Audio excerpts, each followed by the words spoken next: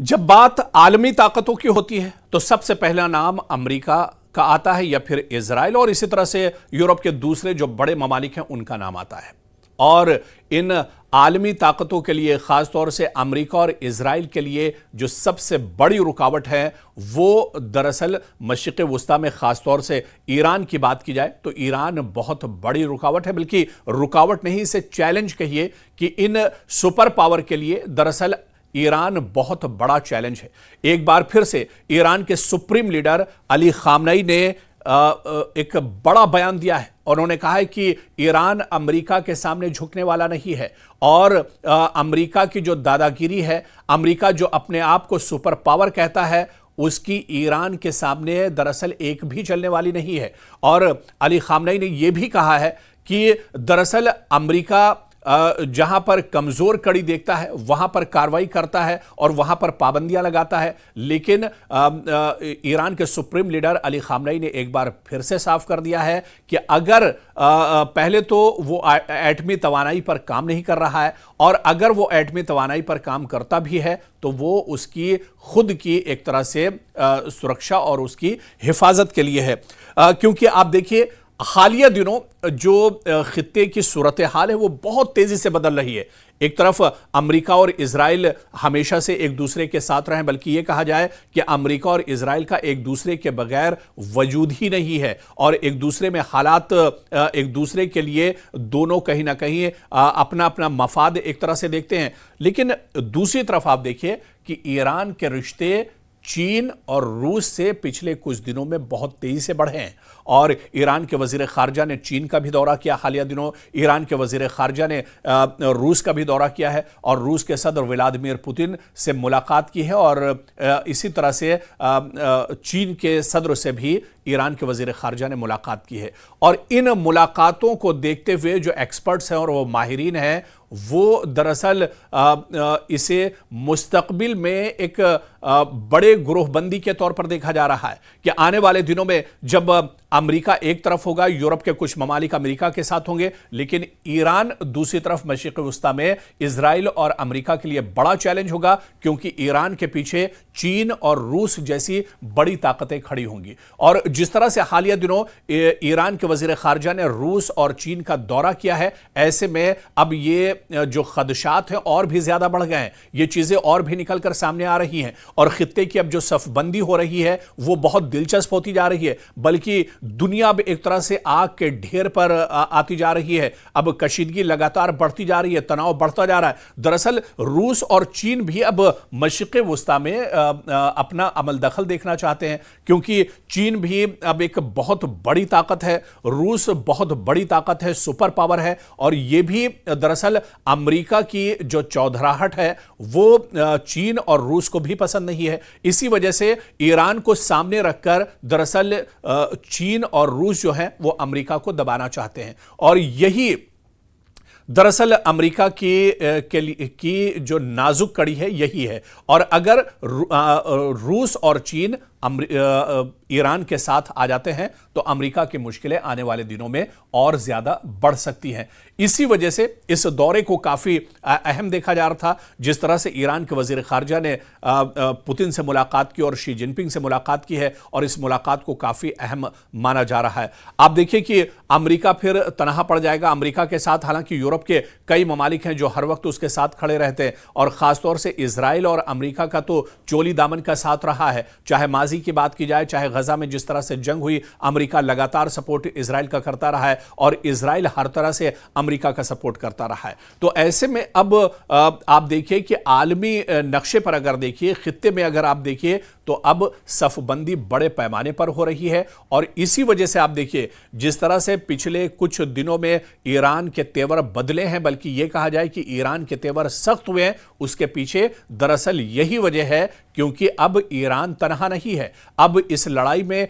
Iran के पीछे दो बड़ी सुपर पावर, दुनिया की दो बड़ी ताकतें एक तरह से खड़ी हैं, और इसी वजह से अब ईरान दरअसल चढ़कर बोल रहा है। और इसी वजह से ईरान के सुप्रीम लीडर अली खामनेई का जो बयान आया, उन्होंने दो टूक अल्फाज में अमेरिका को चैलेंज किया है और यह कहा है कि अमेरिका के पीछे दरअसल ईरान चलने वाला नहीं है। ईरान अपनी खुद मुख्तारी के लिए, ईरान अपनी सिक्योरिटी के लिए, ईरान अपनी हिफाजत के लिए इस तरह के कदम उठा रहा है और इस तरह के कदम आइंदा भी ईरान उठाता रहेगा। आपको याद होगा कि मशरिक़ वुस्ता में 12 दिनों की इजराइल और अमेरिका के दरमियान जो जंग हुई थी, इस जंग के बाद खित्ते में ईरान का कद और बढ़ गया है, क्योंकि इजराइल यह समझता था कि वो ईरान को आसानी से दबा लेगा और इसी के चलते अचानक हमला इजराइल ने ईरान पर किया था। लेकिन इस हमले के बाद जो कुछ हुआ वो पूरी दुनिया ने देखा। पूरी दुनिया ने देखा कि किस तरह से इजराइल की पोल खोलकर ईरान ने रख दी थी।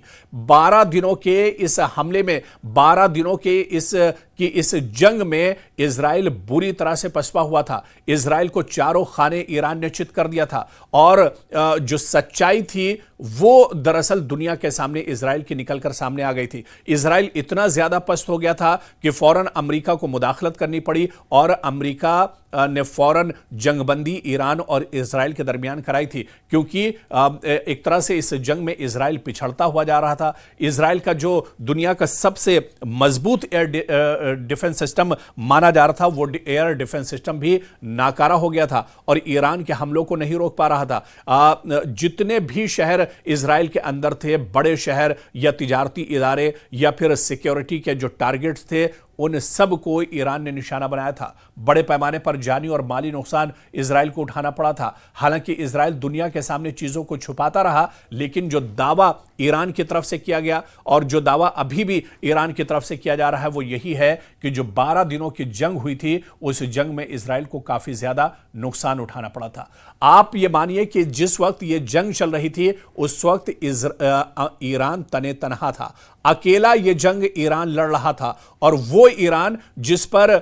कई सालों से पाबंदियां रही हैं, जो न तो कोई हथियार बना सकता है, ना ही कोई इस तरह का कदम उठा सकता है, और पाबंदी के बावजूद और अकेले तौर पर दुनिया की एक बड़ी ताकत, बल्कि एक ताकत नहीं, अमेरिका और इजराइल दोनों मिलाकर इन्हें एक तरह से ईरान ने पसपा किया था। और अब आप सूरत हाल देखिए कि अगर रूस और चीन ईरान के सामने खड़े हो जाते हैं तो कहीं ना कहीं अमेरिका और इजराइल की परेशानियां एक तरह से बढ़ जाएंगी। और यही वजह है कि ईरान ने भी जिस तरह से हालिया दिनों अपनी जो पॉलिसी है, अपनी जो स्ट्रेटेजी है, उसमें बड़ा बदलाव लाया है और अब चीन और रूस के राब्ते में ईरान भी है।